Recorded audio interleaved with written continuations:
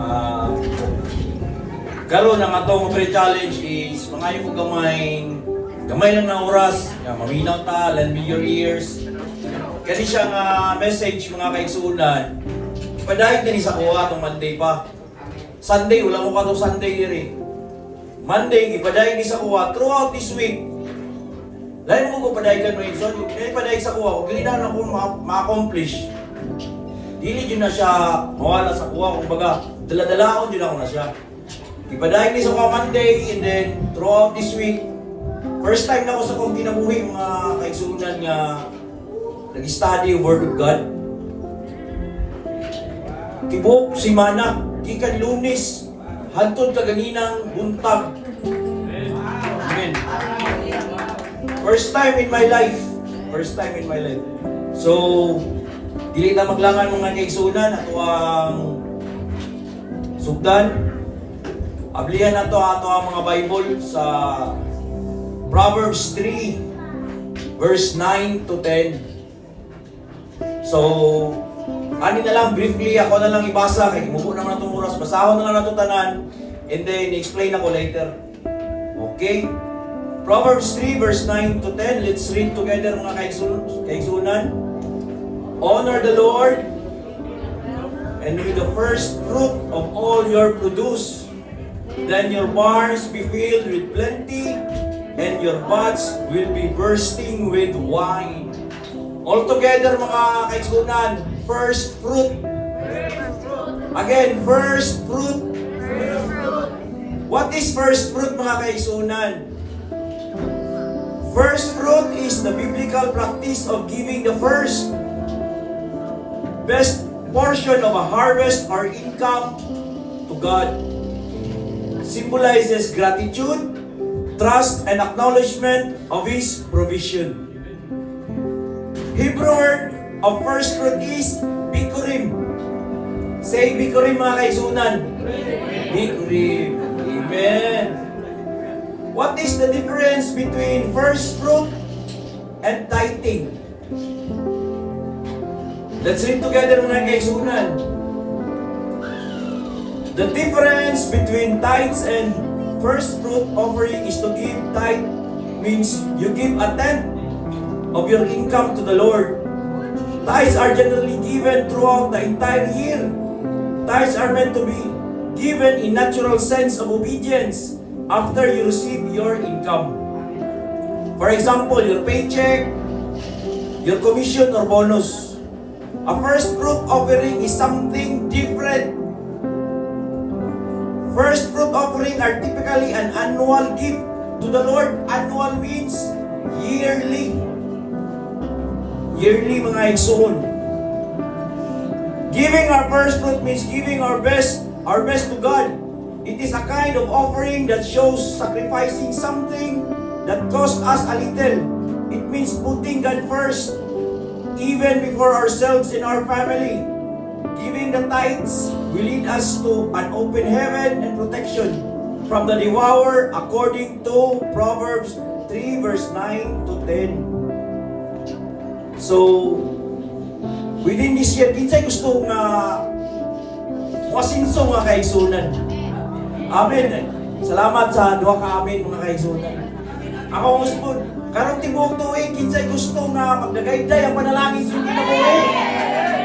Amen, amen, amen, amen. Amen.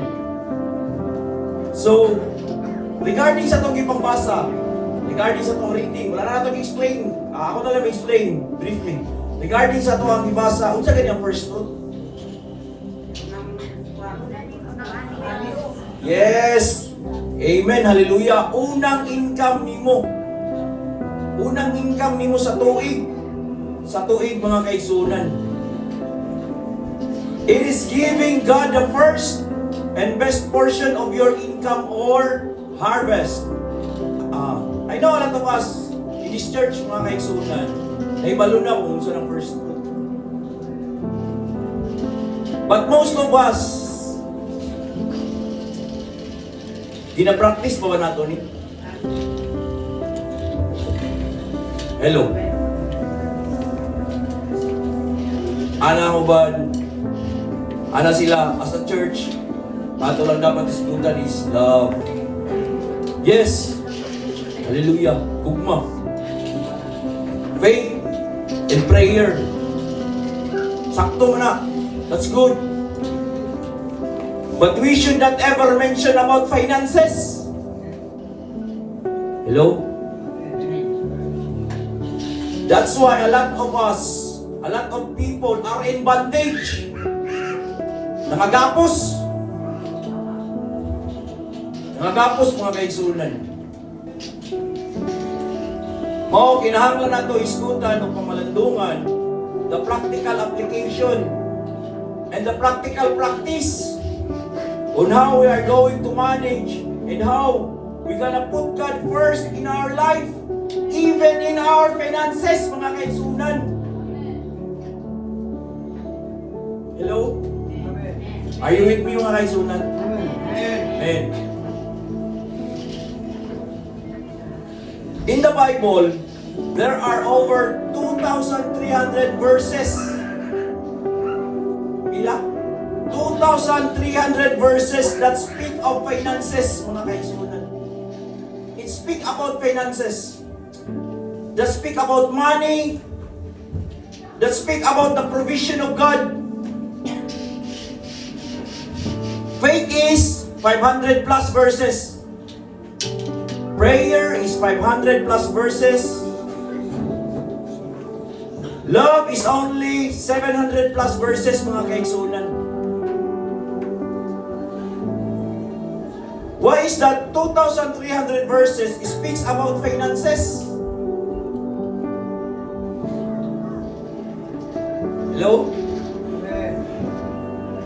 Wala ka pa sa boteriya na context na mas importante ang kwarta. Wala ka pa sa boteriya na context na mas importante ang money. Ang bahandi. Wala ka pa sa mga kaigsunan. The reason why God talks about finances a lot, kasagaran, kadaghanan, mga igsoon, dili kay ingon nga importante, not because it is important. Ang bahandi, dili. But it is revealing, mga kaigsunan, revealing. It is very revealing. Finances will reveal kung kinsa ang Lord sa imong kinabuhi. Amen. Finances is touching all the areas sa atong kinabuhi, mga igsoon. Tanan. It will touches all the area of our life. Our daily decisions, ato ang pagsaling, everything in our life, mga kaigsunan.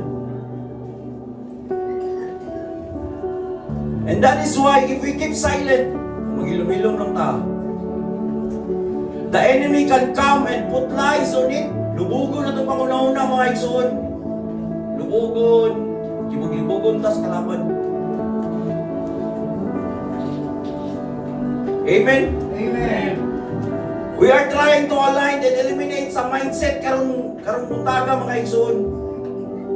We are trying to align and eliminate sa mindset this morning, mga kaigsunan. Some of us said, dili ang naisgutan ng kwarta basta nasa church kay sensitibo kay ng bahay. Oo, mara.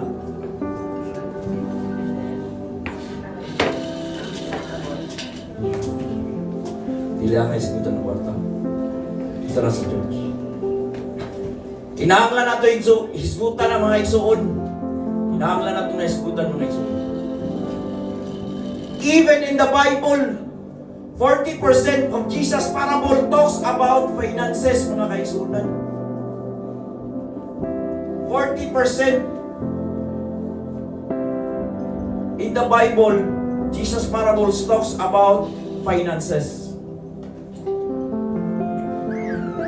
But if you see the Word of God, the only way that God bless us is when we begin to follow God's instruction, mga kaigsunan.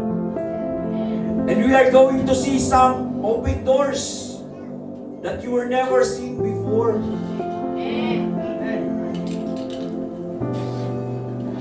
So let me share a bulan na testimony, mga kaigsunan. Mas nindot ang dili sa tuwag ikan, dili sa uban. This year, of January 2026, last 2 months ago, I have earned and procured a net income of 50,000 net income. My plan is to deposit the said amount. Ako ang depositin ng isang kuning. Dungag na ako sa akong savings o sa akong pundo. Then I realize, kinsa man yun ang ako ang God, ang akong savings or akong Savior. So, hindi akong God. So, I've decided mga igsoon to give back to God. And so, I will give, muhatag ko, the best portion of it. Approximately 28,000 to 30,000. Then simply I say and pray to God, Lord, I will give my first fruit. Ako kining ipalit og aircon sa church. Aron dili sigig pamaypay tungod sa kaigang ang mga member. Especially ang mga bisita. Ug dili na pud panington ang ilok sa mga speaker. Ug maglid sa pau. Amen.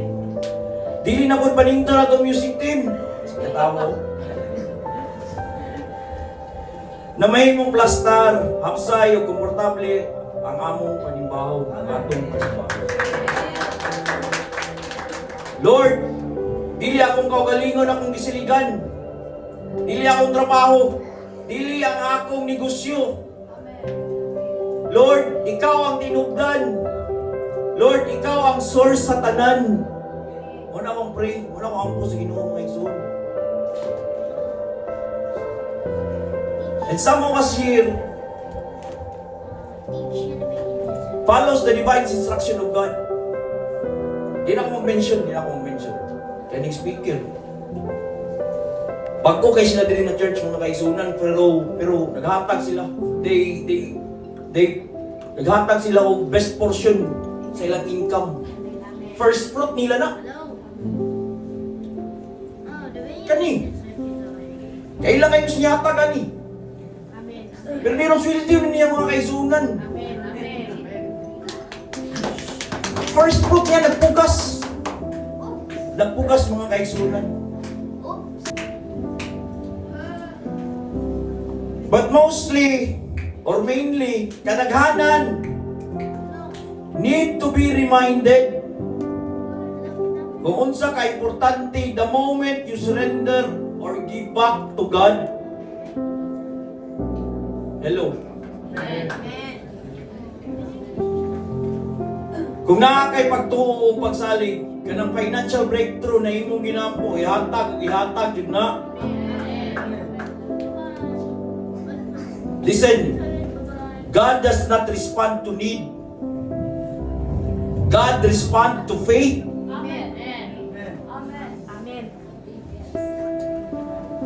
Kinsa na ibulo diriya sa story of Cain and Abel.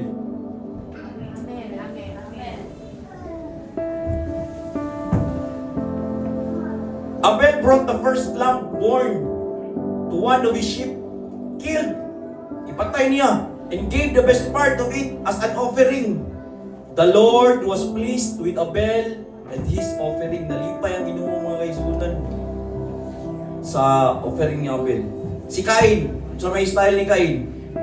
Cain eat his fruit. Kaon niya daan. Ihatag to siya pero sali na lang. Exist na lang ba? He just gave some. Through the course of time, nagulat pa siya nga makaharvest. Makaharvest o garang-arang. Kung okay ng tanan. Anong plastada na ba? Diya pa siya muhatag sa best portion of first fruit niya siyang harvest. Ug wala nalipay ang Ginoo siya mga kaigsunan. Wala nalipay. Faith is entrusting enough to act before you see the outcome. Ang faith ay mga kaigsunan.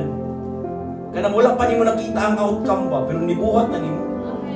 Lord, ako aning kanimo na akong first Lord God. This year, Lord, salig na ko ang tanan si mga Lord God. Kaya ikaw akong source sa tanan. Faith, mga kaisunan, faith. Hebrew 11 verse 4, by faith Abel offered to God more excellent than Cain. hoping din sa mga sa tuwa sa bukana mga igsoon. Kita si Abel. Amen. Amen. Hello. Amen. Amen. Amen.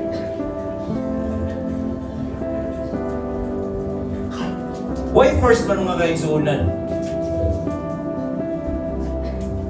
Why first? Anong una man yun?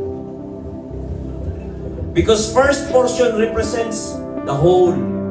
When the first is blessed, the rest is covered. God does not require everything. Wala ipangayo sa Ginoo. Kailangan ihatag nimo tanan-tanan. Wala niya lang Ginoo. He just want the first mga kaigsuonan. Because first has the power to bless the rest.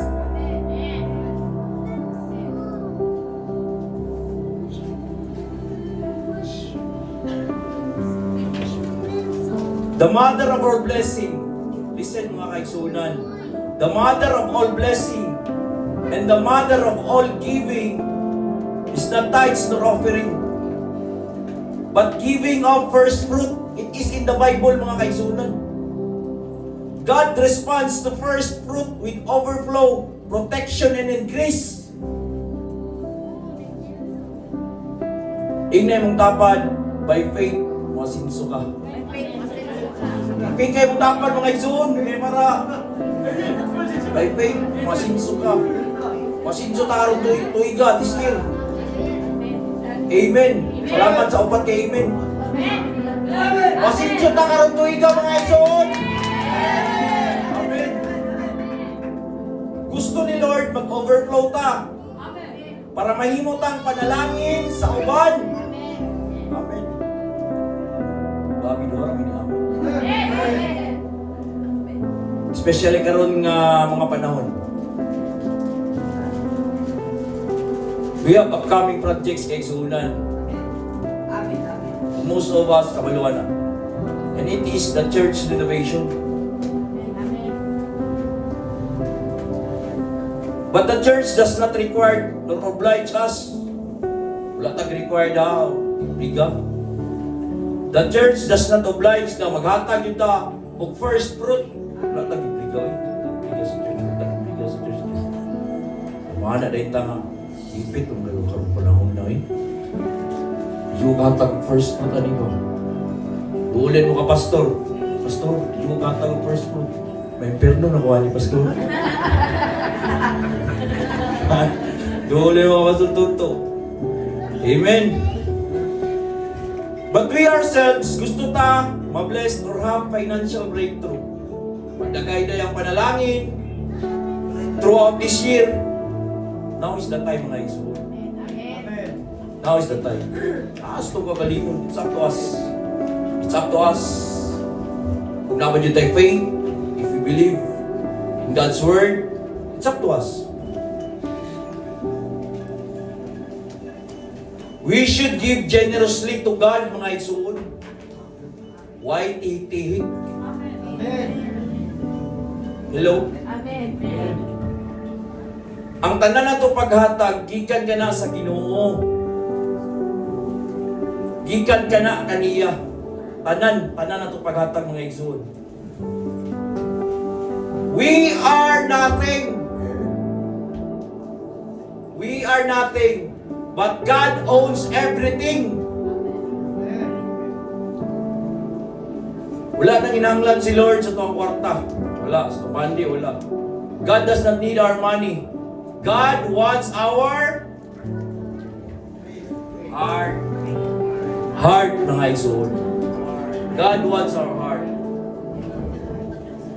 Gunitin lang yung mga kasing-kasing, mga igsoon, be. Dahil na, be, ginita na ito, mga kasing-kasing. Ginita.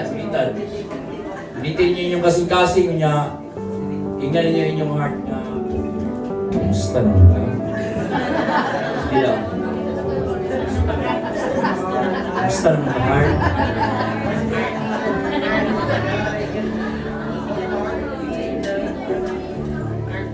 The scripture says, mga igsoon, na kung asa daw ang imong bahandi, tuha dito ang imong kasing-kasing.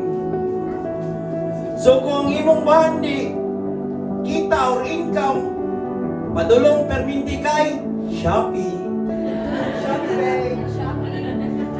Then si Shopee ang tag-iya sa imong heart. And that's why in the book of Malakay, mga igsoon, bring all your money, harvest, to the storehouse, to the temple,